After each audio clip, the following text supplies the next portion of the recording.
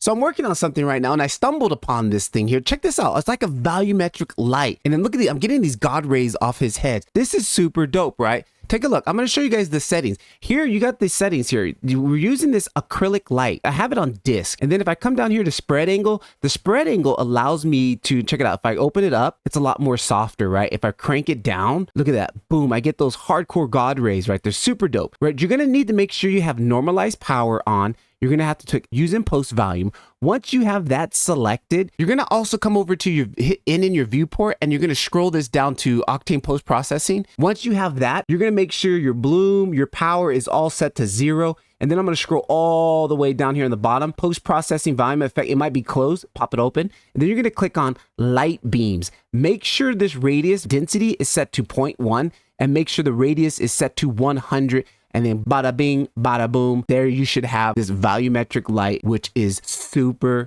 dope. Look at those God rays popping right there, right? Blender Octane. Smash the like button. Peace.